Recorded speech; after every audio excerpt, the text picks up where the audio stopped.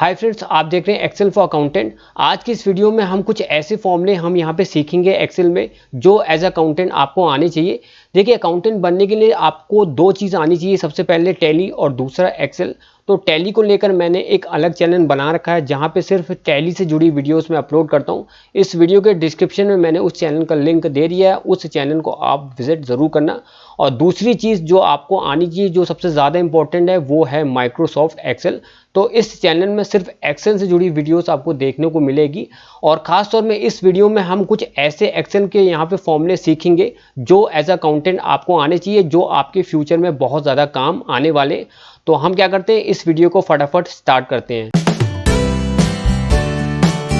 तो हम यहाँ पे आ चुके हैं फाइनली माइक्रोसॉफ्ट एक्सेल में।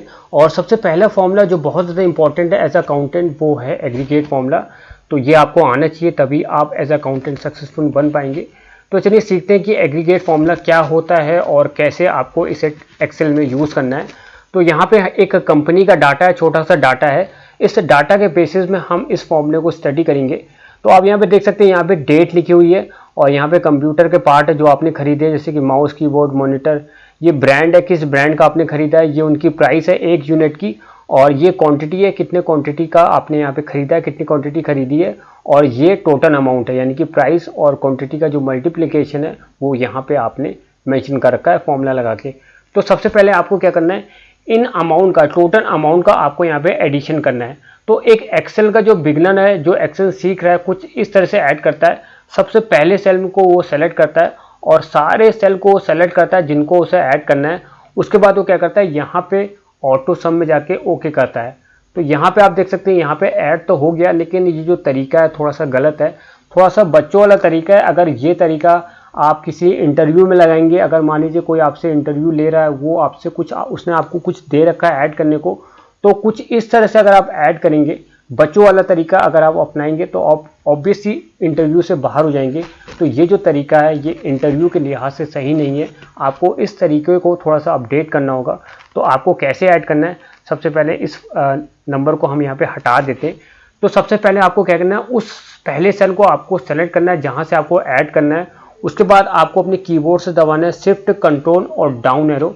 तो इससे वो पूरा एरे यहाँ पे सेलेक्ट हो जाएगा जो आपको यहाँ पे ऐड करना है। इसके बाद आपको अपने कीबोर्ड से दबाना है ऑल्ट प्लस इक्वल टू। तो जैसे आप यहाँ पे दबाएंगे तो आप नीचे दिखेंगे, इसका यहाँ पे एडिशन हो चुका है। इसके अलावा एक फॉर्मूला और है, ठीक है, जो इंटरव्यू में एक्सेप्ट होता है, और वो है सम फॉर्मूला। सम फॉर्मूला के बेसिस में भी हम यहाँ पे एडिशन करेंगे। तो चलिए मैं लिख लेता हूँ सम, ठीक है। तो सबसे पहले हम यहाँ पे लगाएंगे इक्वल टू। एक्सेल में जो भी फॉर्मूला हम लोग लिखते हैं सबसे पहले इक्वल टू लगाते हैं, फिर लिखेंगे सम, ठीक है। उसके बाद उस रेंज को सेलेक्ट करेंगे जो हम यहाँ पे ऐड करना चाहते हैं, टॉप से लेकर लास्ट तक, ब्रैकेट बंद करेंगे। उसके बाद हम यहाँ पे एंटर करेंगे। तो आप देख सकते हैं इस पूरी रेंज का जो एडिशन है वो यहाँ पे आ चुका है। अब इसके बाद हम क्या करते हैं, इस टेबल को थोड़ा सा टिपिकल करते हैं। हम इस टेबल को यहाँ पे सेलेक्ट करेंगे। इसके बाद इसमें हम सॉर्ट लगाते हैं, कंट्रोल टी करेंगे और यहाँ पे माई टेबल हैज़ हेडर, क्योंकि हमने यहाँ पे हेडिंग इस टेबल में लगा रखी है, तो आपको ये कॉलम को सेलेक्ट रहने देना है और यहाँ पे ओके करेंगे। तो जैसे आप ओके करेंगे आप देख सकते हैं इस हेडर जो रो थी इसमें हमारा यहाँ पे सॉर्ट लग गया है। तो अगर इसका फ़ायदा ये होता है, इन सारे कॉलम को आप यहाँ पे किसी कंडीशन के बेसिस में हम यहाँ पे सॉर्ट कर सकते हैं, और जो भी रो में हम यहाँ पे सॉर्ट लगाएंगे बाकी जितने भी कॉलम हैं वो इसी अकॉर्डिंग यहाँ पे अरेंज हो जाएंगे। तो चलिए इसे हटा लेते हैं। तो यहाँ पे देखेंगे, जैसे यहाँ पे क्वांटिटी लिखी है, जो क्वांटिटी होती है वो नंबर में होती है, ठीक है।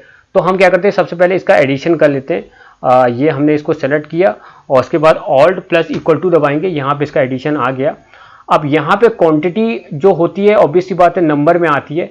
चलिए इस नंबर को हम यहाँ पे हटा देते हैं। इसकी जगह पे हम जैसे मान लीजिए कोई अल्फ़ाबेट लिख देते हैं, जैसे हम डी लिख देते हैं। जैसे आप यहाँ पे एंटर दबाएंगे तो आप देख सकते हैं यहाँ पे एक एरर आ गया, वैल्यू करके एक एरर आ गया, क्योंकि यहाँ पे हमने इसका मल्टीप्लिकेशन फॉर्मूला लगा रखा था, इसी के चलते यहाँ पे एरर आ गया। और थोड़ा सा अगर हम नीचे आएंगे, यहाँ पे जहाँ पे अभी तक एडिशन दिखा रहा था यहाँ पे भी एरर आ चुका है। क्यों एरर आ गया, क्योंकि यहाँ पे एरर है। जब तक कि ये एरर यहाँ से हटेगा नहीं तब तक इसका जो एडिशन है वो सही नहीं होगा। तो क्या एक्सेल में कोई ऐसा फॉर्मूला है जहाँ पे इस तरह का एरर को आप इग्नोर कर सके और सिर्फ नंबर, ठीक है, किसी कॉलम में सिर्फ नंबर देखिए, सिर्फ वही ऐड हो और जो एरर है वो सारे के सारे इग्नोर हो जाए? तो जो इसका आंसर है वो है हाँ, एक फॉर्मूला है जिसकी मदद से आप किसी कॉलम में अगर नंबर भी लिखें, एरर भी लिखें, लेकिन एरर को अगर आप इग्नोर करना चाहते हैं, सिर्फ नंबर ऐड करना चाहते हैं, तो एग्रीगेट फॉर्मूला से आप इसे ऐड कर सकते हैं। तो कैसे करेंगे? तो सबसे पहले इसे मैं यहाँ पे हटा देता हूँ और इसको हम यहाँ पे मर्ज करके बड़ा कर लेते हैं। नाम लेता हूँ एग्रीगेट, ठीक है, इसको हम बड़ा कर लेते हैं, ठीक है। तो यहाँ पे हो गया, इसको हम यहाँ पे हटा देते हैं। तो यहाँ पे आप देख सकते हैं ये हमारी रेंज है, ठीक है। हमको इसको यहाँ पे ऐड करना है, लेकिन इस एरर को हमें यहाँ पे इग्नोर करना है। तो कैसे करेंगे? यहाँ पे हम सेलेक्ट करेंगे, इक्वल टू लगाएंगे, फॉर्मूला लिखेंगे एग्रीगेट, सेलेक्ट करेंगे, ठीक है। उसके बाद ये पूछ रहा है कि आपको इस एरे में, इस कॉलम में आपको क्या करना है, हमको ऐड करना है। तो ऐड में क्या लिखा है? सम से पहले क्या लिखा है? 9। तो आपको यहाँ पे 9 को यहाँ पे टाइप करना है। उसके बाद आपको यहाँ पे कॉमा लगाना है। कॉमा लगाने के बाद ये पूछ रहा है कि इस कॉलम में, ये जो कॉलम है जिसमें से आपको ऐड करना है, इसमें आपको क्या इग्नोर करना है। तो हमको क्या इग्नोर करना है? हमको error value, ignore error value. जहां भी एरर है उस एरर को बस इग्नोर कर दो, बाकी जहां पे फिगर लिखा है उस फिगर को आपको ऐड करना है। तो हमें क्या करना है? 6, देख सकते हैं यहाँ पे लिखा है इग्नोर एरर वैल्यू। तो हमको यहाँ पे एरर हटाने के लिए 6 टाइप कर देना है। उसके बाद आपको यहाँ पे एंटर करना है। उसके बाद पूछ रहा है एरे, ठीक है। एरे में आपको उस सारे डाटा को यहाँ पे सेलेक्ट करना होगा जिसे आपको ऐड करना है। तो सबसे पहले सेल से लेकर लास्ट सेल तक आपको इसको यहाँ पे सेलेक्ट करना है। उसके बाद ब्रैकेट आपको इस तरह से बंद करना है और आपको एंटर कर देना है। तो जैसे आप एंटर करेंगे तो जो एरर है वो यहाँ पे इग्नोर हो जाएगा और जहाँ पे सिर्फ फिगर लिखा है वो यहाँ पे ऐड होके यहाँ पे आ जाएगा। तो ये होता है एग्रीगेट फॉर्मूला। चलिए काम करते हैं, थोड़ा सा इसको और टिपिकल करते हैं। तो चलिए काम करते हैं, यहाँ पे हम सॉर्ट करते हैं। तो प्रोडक्ट में हम यहाँ पे टैप करेंगे, सबसे पहले सेलेक्ट ऑल को हम यहाँ पे हटा देते हैं और यहाँ पे हम सिर्फ कीबोर्ड को सेलेक्ट करते हैं और यहाँ पे हम ओके कर देते हैं। तो जैसे हम यहाँ पे ओके करेंगे आपको सिर्फ कीबोर्ड का डिटेल देखने को मिलेगा, बाकी जितना भी डिटेल है वो यहाँ पे हाइड हो चुका है क्योंकि हमने यहाँ पे सॉर्ट लगा दिया।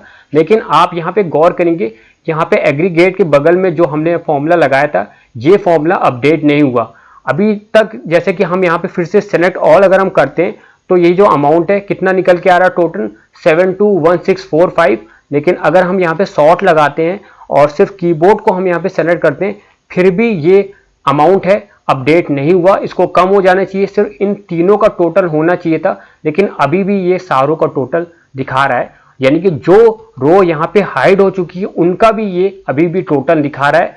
तो ऐसा हम क्या करें कि जो रो यहाँ पे हाइड हो चुकी है सॉर्ट लगाने के बाद उसका टोटल ये ना करे, सिर्फ उनका करे जो यहाँ पे इसे शो हो रहा है, यानी कि सिर्फ 3 रो का करे।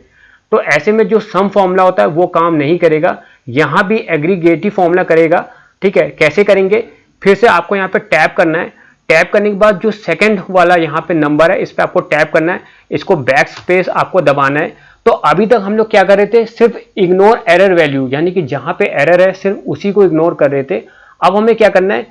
हमें तीसरे वाले यहाँ पे ऑप्शन को सेलेक्ट करना है जो क्या कहता है इग्नोर हिडन रोज, यानी कि जो रो यहाँ पे हाइड है उसको भी इग्नोर करो, एरर वैल्यू अगर एरर है उसको भी इग्नोर करो, नेस्टेड सब टोटल एंड एग्रीगेट फंक्शन इसको भी इग्नोर करो। तो आपको क्या करना है, क्योंकि जो रो यहाँ पे हाइड है, ठीक है, उसको भी आपको हाइड करना है। जो रो आपने सॉर्ट के बेसिस में यहाँ पे हाइड कर दी है वो टोटल में यहाँ पे काउंट ना हो, ठीक है, इसलिए आपको यहाँ पे तीसरे वाले ऑप्शन को यहाँ पे सेलेक्ट करना है। इसके बाद आपको कुछ नहीं करना, बस आपको यहाँ पे एंटर कर देना है। तो जैसे आप एंटर करेंगे अब आप देखेंगे सही तरीके से ये टोटल कर रहा है। चलिए काम करते हैं, फिर से हम यहाँ पे सॉर्ट करते हैं और चलिए मान लेते हैं हम माउस के बेसिस पे हम इसे सॉर्ट करते हैं। तो माउस पे हम क्लिक करेंगे, उसके बाद जैसे हम ओके करेंगे तो आप देख सकते हैं इन तीनों का जो एडिशन होता है वो इसके बराबर आ रहा है।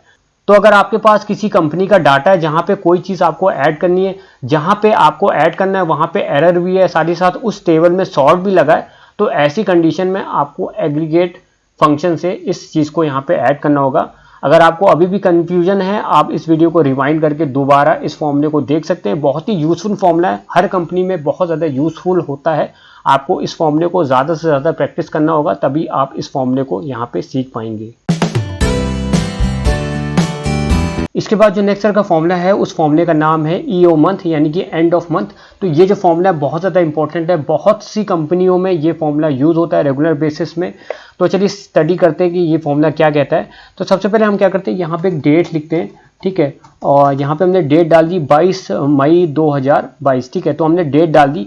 तो ये जो फॉर्मूला है जो कहता है ईओ मंथ, ये क्या करता है, जो भी डेट आपने डाल रखी है, जो भी महीने की डेट है, उस महीने की आखिरी तारीख आपको बता देता है। जैसे कि ये 22 मई 2022 है, इस महीने की आपको लास्ट डेट जाननी है तो आपको इस फॉर्मूले को लगाना होगा। इस फॉर्मूले के बेसिस में आप इस महीने की लास्ट तारीख आप यहाँ पे जान सकते हैं। तो कैसे करेंगे, इक्वल टू लगाएंगे, फॉर्मूला लगाएंगे ईओ मंथ, ठीक है। तो ईओ मंथ से पहले आपको इक्वल टू लगाना होगा। एक्सेल में जो भी फॉर्मूला हम लोग यूज़ करते हैं उससे पहले इक्वल टू लगाते हैं। इसे हम सेलेक्ट करेंगे। उसके बाद क्या पूछा, स्टार्ट डेट, स्टार्ट डेट ये हुई। उसके बाद अगर आपको इसी महीने की लास्ट डेट जाननी है तो आपको 0 लगाना होगा। 0 लगा के आपको ब्रैकेट बंद करना होगा, एंटर करना होगा। तो जैसे आप एंटर करेंगे तो मई की जो लास्ट डेट होती है वो होती है 31 मई, जो आपके सामने है, ठीक है। तो अगर आपको जो भी डेट लिखी है उसी डेट का महीने की लास्ट तारीख जाननी है, ठीक है, यानी कि जो करंट महीना है उसी की लास्ट डेट जाननी है, तो आपको यहाँ पे 0 लगाना होगा। अब मान लीजिए अगर आपको अगले महीने की जो भी अगला महीना आएगा, यानी कि मई के बाद जो अगला महीना आता है जून आता है, जून की जो लास्ट डेट आपको जाननी है तो उसके लिए आपको 1 यूज़ करना होगा, एंटर करेंगे। तो आप देख सकते हैं जून की जो लास्ट डेट होती है वो होती है 30 जून 2022।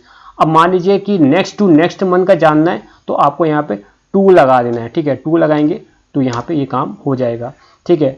तो इस तरह से आप हर महीने की लास्ट डेट यहाँ पे जान सकते हैं। तो इसके लिए आपको कैलेंडर बार बार नहीं उठाना पड़ेगा, गूगल में चेक नहीं करना पड़ेगा कि कौन से महीने में कितनी टोटल डेट होती हैं। आप इस फॉर्मूला से जान सकते हैं कि किसी महीने की लास्ट डेट कौन सी होती है। अच्छा, एक चीज़ और कहना चाहूँगा, देखिए प्रेजेंट महीने की अगर आपको लास्ट डेट जाननी है तो उसके लिए 0 यूज़ करना होता है, जैसे कि मैं बता चुका हूँ। अगर आपको पहले जाना है, जैसे कि ये मई है, ठीक है, आपको अप्रैल की जानना है कि अप्रैल की जो महीना था उसकी लास्ट डेट कौन सी थी, तो ऐसे में आपको क्या करना है, 0 के जगह पे आपको क्या करना है, -1 लगाना है। आगे जाने के लिए आपको सिर्फ 1 लगाना है, पीछे आने के लिए आपको -1 लगाना है। -1 लगाएंगे, एंटर करेंगे तो आप देख सकते हैं कि अप्रैल हमारी जो प्रेजेंट डेट क्या थी, 22 मई थी। मई से पहले क्या आता है, अप्रैल आता है। तो अप्रैल की लास्ट डेट क्या हुई, 30 अप्रैल 2022, ठीक है। तो आगे जाने के लिए आपको 1 लगाना है, ठीक है, और पीछे आने के लिए आपको -1 लगाना है। और प्रेजेंट डेट का जो भी मंथ है उस मंथ की आपको लास्ट डेट अगर जाननी है तो आपको उस केस में यहाँ पे 0 लगाना होगा, ठीक है। 0 लगाएंगे तो जो आपने डेट यहाँ पे लिखी है उसी डेट का जो महीना है उसी महीने की लास्ट डेट आप यहाँ पे जान सकते हैं।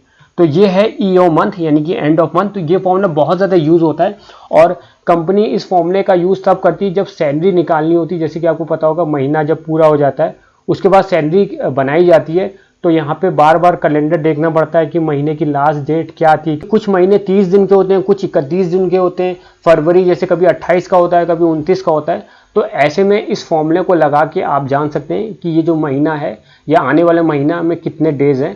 तो इस बेसिस में आप यहाँ पे निकाल लेते हैं, उसके बेसिस में आप सैलरी बना लेते हैं। तो ये बहुत ज़्यादा इंपॉर्टेंट फॉर्मूला है। आपको इस फॉर्मूला जिसको हम कहते हैं ईओ मंथ को बहुत ज़्यादा प्रैक्टिस करना है। इसके बाद जो नेक्स्ट तरह का फॉर्मूला है ये भी बहुत ज़्यादा इंपॉर्टेंट है। सबसे पहले इसको समझते हैं, उसके बाद मैं बताऊंगा कि कहाँ पे ये फॉर्मूला यूज होता है। तो इस फॉर्मूले का जो नाम है वो है ई डेट, ठीक है। सबसे पहले हम क्या करते हैं, एक यहाँ पे डेट डालते हैं, कोई भी रैंडम डेट हम यहाँ पे डाल देते हैं, ठीक है। तो हमने यहाँ पे डेट डाल दी 22 मई 2022, जो आज की डेट है। अब मान लीजिए इस डेट में आपको 4 महीने का टाइम यहाँ पे ऐड करना है, यानी कि इस डेट में आपको 4 महीने ऐड करने। तो हम कैसे करेंगे, ठीक है, इक्वल टू लगाएंगे और फॉर्मूला डालेंगे ई डेट, ठीक है। ई डेट यहाँ पे आ जाएगा, इसे हम सेलेक्ट करेंगे। उसके बाद स्टार्ट डेट में हमको इस सेल को सेलेक्ट करना है, उसके ऊपर एंटर करना है।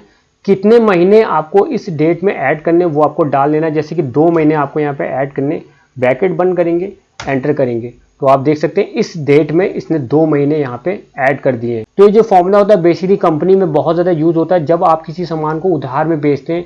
यानी कि जो डेटर होता है आपसे कहता है कि वो आपको 2 महीने बाद पैसे देगा। जैसे मान लीजिए 22 तारीख को आपने कोई सामान बेचा, तो जो आपका डेटर है जिसको आपने उधार में सामान बेचा उसने कहा कि वो आपको 2 महीने बाद जो है पैसे वापस करेगा। तो आप इस फॉर्मूले से ये चीज़ कैलकुलेट कर सकते हैं कि ये जो डेट है जिस दिन आपने उसको सामान बेचा है उसमें अगर 2 महीने हम ऐड कर देते हैं तो आखिर कब ये 2 महीने पूरे हो जाएंगे। तो ये 22/7/2022 को पूरे हो जाएंगे। तो इस डेट तक अगर वो पैसा आपका दे देता है अच्छी बात है, अगर इस डेट तक वो पैसा नहीं देता उसके बाद आप उस डेटर से इंटरेस्ट यहाँ पे चार्ज कर सकते हैं। ठीक है, तो ये भी बहुत ज़्यादा इंपॉर्टेंट फॉर्मूला है। ई डेट आपको इसे भी बहुत ज़्यादा प्रैक्टिस करना है। उसके बाद जो नेक्स्ट सर का फॉर्मूला है जो कंपनी में बहुत ज़्यादा यूज़ होता है, इसका नाम है workdays.int यानी कि इंटरनेशनल वर्क डेज। तो ये भी बहुत ज़्यादा यूज़ होता है। तो चलिए एग्जांपल के बेसिस में समझते हैं। तो सबसे पहले हम क्या करते हैं, यहाँ पे एक डेट हम यहाँ पे डाल देते हैं।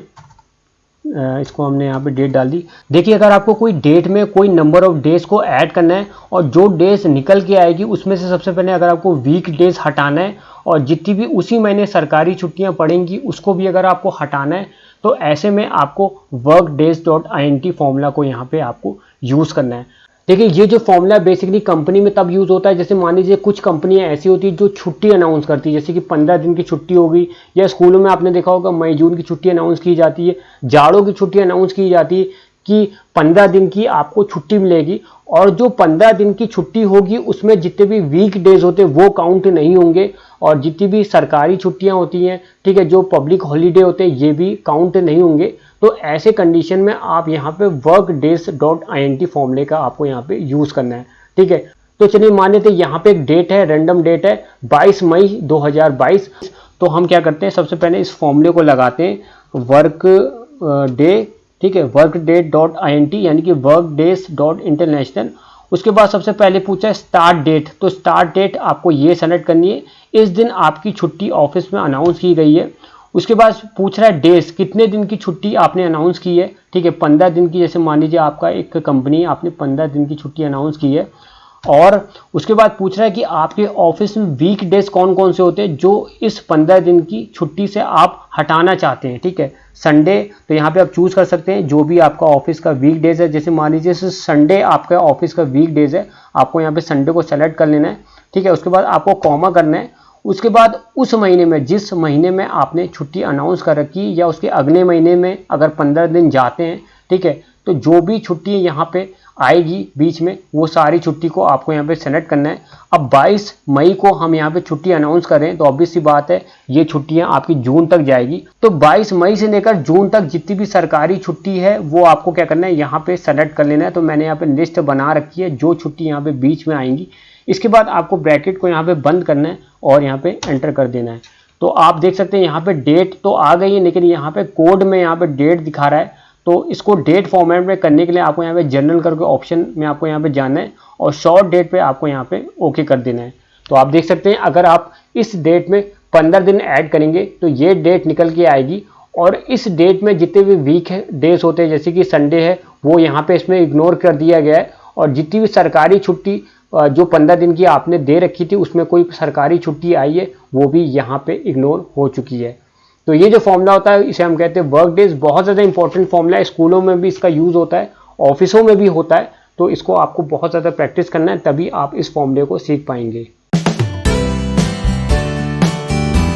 इसके बाद जो नेक्स्ट तरह का फंक्शन है ये बहुत ज़्यादा कॉमन फंक्शन है और बहुत ही ईजी है, बड़ी आसानी से आप इसे समझ लेंगे। लेकिन ये जो फॉर्मूला होता है कंपनी में बहुत ज़्यादा यूज़ होता है, तो इसके चलते मैं इसको आपको यहाँ पे बता रहा हूँ। देखिए कभी कभार ये होता है कि हम जो एक्सेल में डाटा होता है वो किसी दूसरे सॉफ्टवेयर से इंपोर्ट करते हैं, जैसे कि मान लीजिए MS वर्ड से किया, आपने नोटपैड से किया, आपने MS एक्सेस से किया। तो जब आप किसी दूसरे सॉफ्टवेयर से यहाँ पे आप एक्सेल में कोई डाटा या कोई फाइल को इंपोर्ट करते हैं तो जो सेटिंग होती है वो बिगड़ जाती है। जैसे कि आप देख पा रहे हैं यहाँ पे बहुत ज़्यादा स्पेस हो गया, यहाँ भी स्पेस हो गया, कहीं पे स्पेस कम हो गया, कहीं पे ज़्यादा हो गया। तो इसको ठीक कैसे करें, यानी कि जो एक्स्ट्रा स्पेस है इस एक्स्ट्रा स्पेस को कैसे हटाएं। अगर आप ऐसे एक एक करके हटाएंगे, ठीक है, तो बहुत ज़्यादा टाइम लग जाएगा। ठीक है, आप एक हटाएंगे फिर इसको हटाएंगे, इसको हटाएंगे, बहुत ज़्यादा टाइम लगेगा। तो ऐसे में हम लोग क्या करते हैं, एक फॉर्मूला यूज़ करते हैं, एक फंक्शन यूज़ करते हैं, और इस फंक्शन का नाम है ट्रिम। तो ट्रिम की बेसिस में जितना भी एक्स्ट्रा स्पेसेस होते हैं सेंटेंस के बीच में वो हम यहाँ पे हटा देते हैं। तो कंपनी में ये बहुत ज़्यादा फॉर्मूला यूज़ होता है।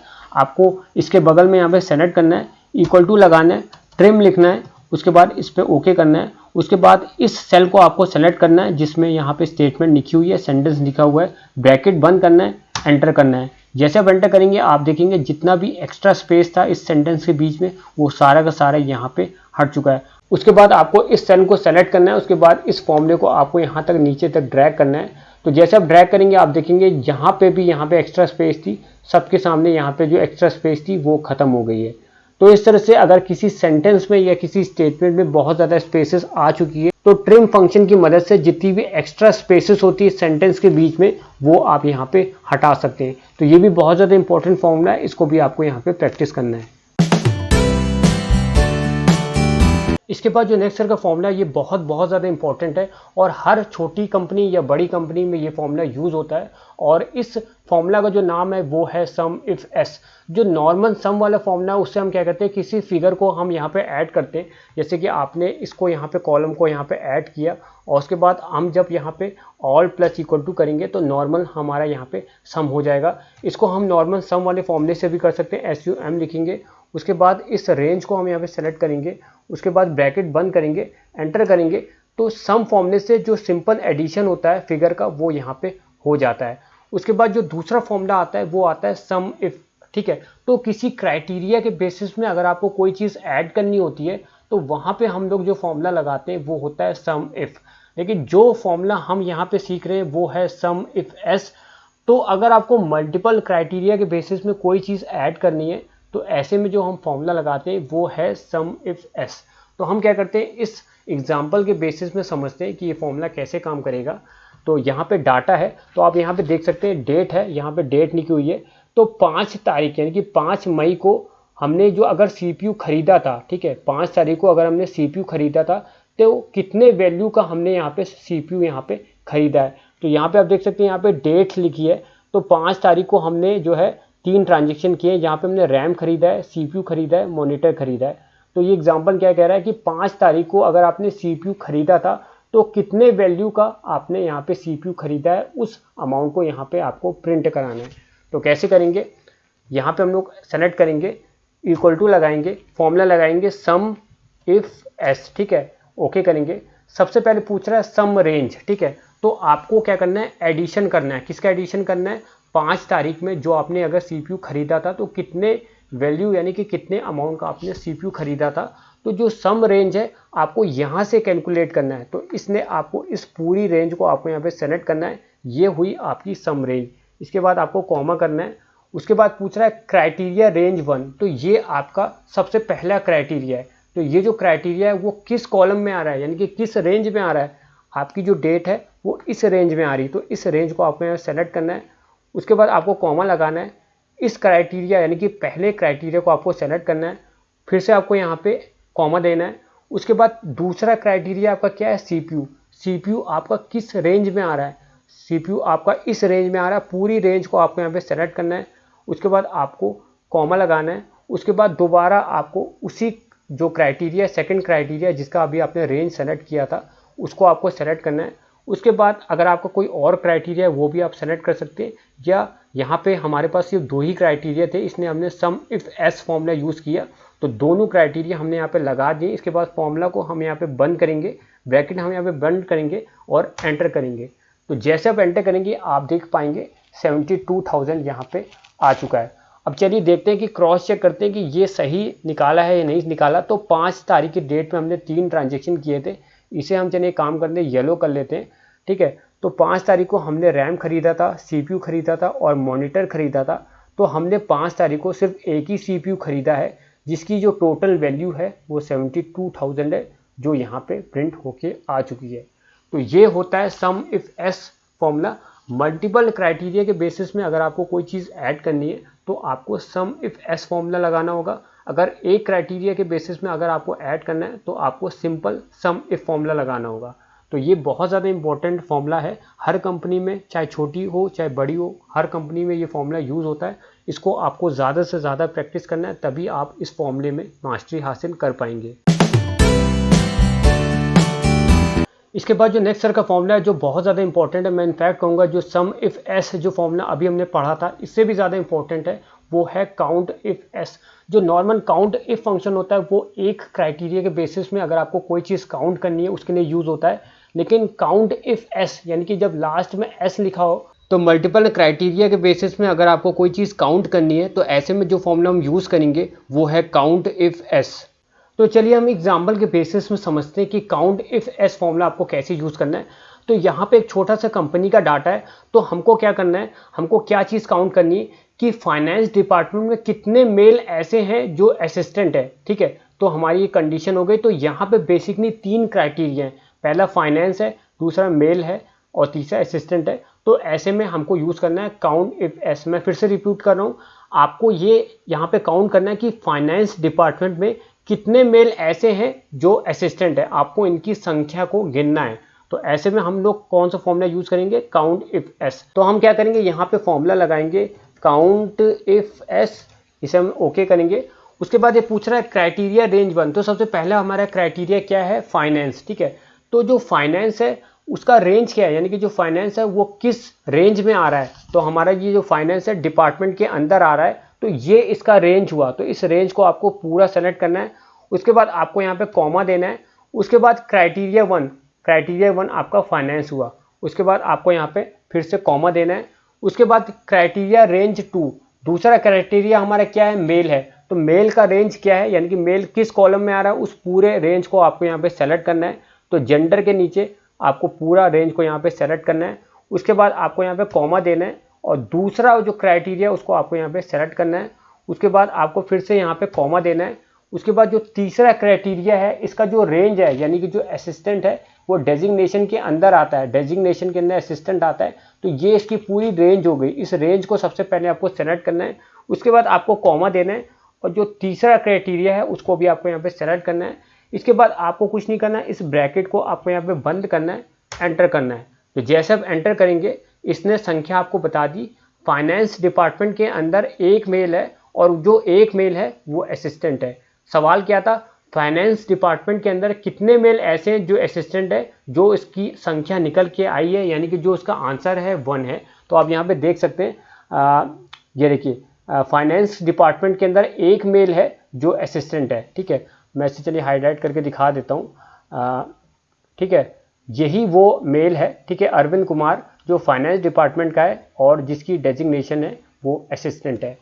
तो इस तरह से अगर आपके पास कोई मल्टीपल क्राइटेरिया सेट कर दिया जाए, उसके बेसिस में अगर आपको कोई चीज़ काउंट करनी हो तो आपको काउंट इफ एस फॉर्मूला यहाँ पे लगाना होगा। तो बहुत ज़्यादा इंपॉर्टेंट फॉर्मूला है, कंपनी में बहुत ज़्यादा यूज़ होता है, स्कूलों में यूज़ होता है। तो इस फॉर्मूले को आपको ज़्यादा से ज़्यादा प्रैक्टिस करना है। जब आप प्रैक्टिस करेंगे उसके बाद ही आप एक परफेक्ट अकाउंटेंट यहाँ पे बन सकते हैं।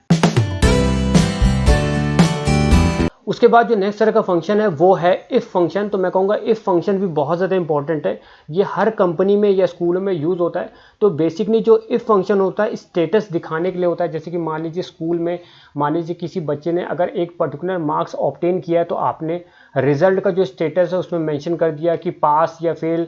या मान लीजिए किसी कंपनी में जो एम्प्लॉई है उनका एक टारगेट है सेल्स का, अगर जिनने अचीव कर लिया उनमें लिखा है कि टारगेट अचीव, या जिनने अचीव नहीं किया उनके में लिखा है टारगेट नॉट अचीव। तो इस तरह से जहाँ पे आपको कोई स्टेटस को शो कराना है किसी कंडीशन के बेसिस में, तो ऐसे में हम यहाँ पे एक्सेल में यूज़ करते हैं इफ़ फंक्शन। तो इस फंक्शन में बेसिकली क्या होता है, किसी कंडीशन के बेसिस में जो इफ फंक्शन है आपको ट्रू या फॉल्स में रिजल्ट आपको यहाँ पे बताता है। तो हम क्या करेंगे, इस एग्जांपल के बेसिस में हम समझते हैं। मान लीजिए आपने एग्जाम कराया 100 नंबर का, जहाँ पे जो पासिंग मार्क्स है वो 60 एंड अबव है। ठीक है, तो यानी कि कोई स्टूडेंट अगर 60 या 60 से ऊपर लेके आता है, ठीक है, तो वो जो स्टूडेंट है वो पास कहलाया जाएगा। तो इफ फंक्शन से ये जो स्टेटस है वो आप यहाँ पे कैसे शो करेंगे। तो जैसे कि मान लीजिए एक स्टूडेंट है, उसने 62 मार्क्स यहाँ पे ऑब्टेन किए, तो इसे हम स्टेटस कैसे शो करेंगे।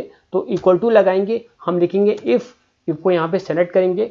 उसके बाद हम पूछ रहे हैं लॉजिकल टेस्ट। लॉजिकल टेस्ट में हम क्या करेंगे, उस कंडीशन को हम यहाँ पे मेंशन करेंगे जिसके बेसिस में हमको जो रिजल्ट का स्टेटस यहाँ पे प्रिंट कराना है। तो हमारा कंडीशन क्या है, हमारा कंडीशन ये है कि अगर ये कॉलम या ये सेल में जो भी लिखा है वो अगर ग्रेटर देन इक्वल टू 60, यानी कि ये सेल में जो भी लिखा है नंबर वो अगर 60 से बड़ा है या 60 के बराबर है, ये आपने कंडीशन यहाँ पे दे दी। कंडीशन देने के बाद आपको यहाँ पे कॉमा लगाना है। उसके बाद आप क्या प्रिंट कराना चाहते हैं वो आपको डबल इन्वर्टेड कॉमर्स में आपको लिखना है। तो अगर इस सेल में जो भी नंबर है वो 60 से बड़ा है या 60 से बराबर है, तो यानी कि ये कंडीशन अगर ट्रू होती है तो हम क्या प्रिंट कराना चाहते हैं, पास। ठीक है, डबल इन्वर्टेड कॉमर्स आपको यहाँ पे बंद करना है। तो पहले आपने स्टेटस यहाँ पे दे दिया, यानी कि ट्रू का जो स्टेटस आप देना चाहते थे वो आपने यहाँ पे दे दिया। उसके बाद हम यहाँ पे कॉमा देंगे, कॉमा एल्स के लिए देते हैं, ठीक है। अगर ये कंडीशन सेटिस्फाई होती है तो आप पास यहाँ पे प्रिंट करा देना, नहीं तो एल्स के लिए हम दूसरा डबल इन्वर्टेड कॉमा यहाँ पे ओपन करेंगे और यहाँ पे हम डाल देते हैं फेल, और डबल इन्वर्टेड कॉमा को आपको यहाँ पे बंद करना है। उसके बाद इस ब्रैकेट को हम यहाँ पे बंद करेंगे और यहाँ पे एंटर करेंगे। तो जैसे आप एंटर करेंगे आप देखेंगे यहाँ पे इसने रिजल्ट यहाँ पे शो करा दिया है कि ये जो स्टूडेंट है यहाँ पे पास है, क्योंकि इसके जो मार्क्स हैं वो 62 हैं और हमारा क्राइटेरिया ये था कि अगर किसी स्टूडेंट के 60 एंड अबव मार्क्स हैं तो वो पास यहाँ पे कहलाए, ठीक है। तो हमने क्या किया, सबसे पहले इक्वल टू लगाया, ठीक है, फिर इफ फंक्शन लगाया, उसके बाद हमने कंडीशन लगाई, अगर ये सेल 60 से बड़ा है या 60 के बराबर है, ये कंडीशन हमने लगाई। उसके बाद हमने कॉमा लगाया। तो जैसे कि मैं पहले ही बता चुका हूँ, जो इफ फंक्शन होता है आपको ट्रू या फॉल्स पे रिजल्ट देता है, यानी कि ये कंडीशन अगर ट्रू है तो आपको क्या प्रिंट कराना है। तो ये कंडीशन अगर ट्रू होती है तो हमको पास यहाँ पे प्रिंट कराना है, और अगर ये कंडीशन फॉल्स होती है तो हमको क्या प्रिंट कराना है, हमको फेल यहाँ पे प्रिंट कराना है। जो भी आपको प्रिंट कराना है वो डबल इन्वर्टेड कॉमा के बीच में आपको यहाँ पे लिख देना है, एल्स के लिए आपको यहाँ पे कॉमा बीच पे लगा देना है। इसके बाद आपको सिंपली यहाँ पे एंटर करना होता है। तो ये जो फॉर्मूला होता है बहुत ज़्यादा इंपॉर्टेंट है, स्टेटस मेंशन या स्टेटस प्रिंट कराने के लिए बहुत ज़्यादा यूज़ होता है, स्कूलों में होता है, कंपनी में होता है। तो इसको आपको मास्टरी करना है, मास्टरी करने के लिए आपको बहुत ज़्यादा इस फॉर्मूले को यहाँ पे प्रैक्टिस करना है, और ये बहुत ही काम का फॉर्मूला है, तो ये भी आपको सीखना है। उसके बाद जो नेक्स्ट तरह का फॉर्मूला जो हम कह सकते हैं अभी तक सबसे ज़्यादा इंपॉर्टेंट है, अभी तक जितने भी फॉर्मूले मैंने बता रखे हैं इन सारे फॉर्मूले में सबसे ज़्यादा जो इंपॉर्टेंट है, सबसे ज़्यादा जो इंटरव्यू में पूछा जाता है, ठीक है, वो है वी लुकअप। आप कहीं भी गूगल करिए, यूट्यूब करिए, कोई भी इंटरव्यू में अगर आप जाएंगे आपसे वी लुकअप तो पूछा ही जाता है। तो वी लुकअप बेसिकली क्या होता है, एक क्राइटेरिया के बेसिस में अगर आप कॉलम में वर्टिकली कोई चीज़ अगर आपको ढूंढनी होती है तो ऐसे में आपको यूज़ करना होता है वी लुकअप, जिसका जो फुल फॉर्म होता है वो होता है वर्टिकल लुकअप। देखिए सबसे पहले हम जानते हैं कि वी लुकअप फॉर्मूला आखिर है क्या। देखिए अगर किसी क्राइटेरिया के बेसिस में अगर आपको किसी टेबल में कोई चीज़ वर्टिकली ढूंढनी होती है तो ऐसे में जो फॉर्मूला हम लोग यूज़ करते हैं उसका नाम होता है वी लुकअप। तो वी लुकअप का जो फुल फॉर्म होता है वो होता है वर्टिकल लुकअप, यानी कि कोई टेबल में अगर आपको कॉलम वाइज कोई चीज़ को सर्च करनी है तो ऐसे में जो फॉर्मूला आपको यूज़ करना है उसका नाम है वी लुकअप, यानी कि वर्टिकल लुकअप। तो हम क्या करते हैं, इस एग्जाम्पल के बेसिस में हम समझते हैं कि वी लुकअप फॉर्मूला आपको यहाँ पे कैसे यूज़ करना है। तो यहाँ पे आप देख सकते हैं हमारे पास छोटी सी टेबल है जहाँ पे मोबाइल के हैंडसेट के नाम है, उनका एचएसएन कोड है, यहाँ पे प्राइस लिखी है, यहाँ पे डिस्काउंट लिखा है।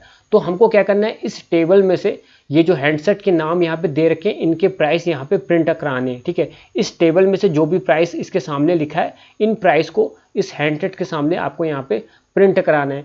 अब यहाँ पे आप देखेंगे हमारे पास जो टेबल है बहुत ज़्यादा छोटी है, तो बड़ी आसानी से आप इस चीज़ को बता पाएंगे। जैसे नोकिया एक्सिस की जो प्राइस है वो 14,999 है, Realme 9 की जो प्राइस है वो 9,999 है। बड़ी आसानी से आप ये चीज़ यहाँ पे प्रिंट करा देंगे, टाइप करा देंगे। लेकिन आप जब किसी बड़ी कंपनी में काम करेंगे वहाँ जो टेबल होती है बहुत ज़्यादा बड़ी होती है, इतनी ज़्यादा बड़ी होती है कि आपको टेबल को कुछ इस तरह से स्क्रॉल करना होता है। तो ऐसे में बहुत ज़्यादा टाइम चला जाता है, कभी कभार आप कोई चीज़ गलत यहाँ पे टाइप कर देते हैं, देखने में एरर आ जाता है क्योंकि आप इस तरह से ऊपर नीचे करते रहते हैं। तो ऐसा एरर ना आए और आपको इस तरह से बार बार ऊपर नीचे स्क्रॉल ना करना पड़े बार बार हर केसेस में, तो ऐसे में हम लोग फॉर्मूला यूज़ करते हैं जिसका नाम होता है वी लुकअप। वी लुकअप से हम क्राइटेरिया के बेसिस में इस कॉलम में वर्टिकली ढूंढेंगे, यानी कि रियलमी की प्राइस क्या है वो यहाँ पे प्रिंट हो जाए, फिर नोकिया की क्या प्राइस है वो जो भी इसकी प्राइस इसके सामने वो यहाँ पे प्रिंट हो जाए। ऑटोमेटिक तरीके से ये चीज़ यहाँ पे होगी। तो कैसे करना है, सबसे पहले जो टॉप है, सबसे पहला जो हमारा क्राइटेरिया है नोकिया X6, बस हमको इसमें फॉर्मूला लगाना है। उसके बाद हम इस फॉर्मूले को यहाँ पे ड्रैग कर देंगे, हमारा काम चुटकियों में हो जाएगा। तो हम क्या करेंगे, यहाँ पे इस सेल को यहाँ पे रखेंगे, उसके बाद यहाँ पे हम इक्वल टू लगाएंगे, फॉर्मूला लगाएंगे वी लुक अप, इसको यहाँ पे सेलेक्ट करेंगे। उसके बाद पूछ रहा है लुकअप वैल्यू, तो हम किस चीज़ की हमको प्राइस जाननी है, हमको नोकिया X6 की जाननी है, ठीक है। लुकअप वैल्यू मतलब किस चीज़ की आपको प्राइस जाननी है, उस सेल को आपको यहाँ पे सेलेक्ट करना है, उसके बाद कॉमा देना है। उसके बाद पूछ रहा है टेबल एरे, तो यहाँ पे आपको उस पूरी टेबल को यहाँ पे सेलेक्ट करना होगा जिसमें से आपको डाटा ढूंढना है, तो पूरी टेबल को हम यहाँ पे सेलेक्ट करेंगे।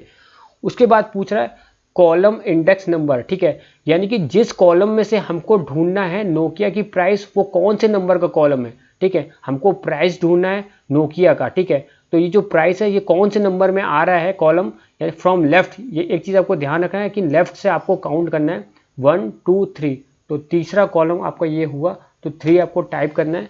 उसके बाद अगर आपको एग्जैक्ट प्राइस जानना है तो आपको यहाँ पे 0 टाइप करना होगा, या आप यहाँ पे फॉल्स भी लिख सकते हैं। और अगर आपको अप्रोक्सीमेट चाहिए तो आपको यहाँ पे टाइप करना होगा ट्रू, ठीक है। लेकिन हमको एग्जैक्ट आपको चाहिए, जब एग्जैक्ट आपको चाहिए होता है, ठीक है, तो ऐसे में आपको 0 लिखना होता है और आपको यहाँ पे ब्रैकेट बंद कर देना है। इसके बाद आपको एंटर कर देना है। तो जैसे आप एंटर करेंगे आप देख सकते हैं कि नोकिया की जो प्राइस है, नोकिया X6 की जो प्राइस है जो है 14,999, वो यहाँ पे प्रिंट हो चुका है।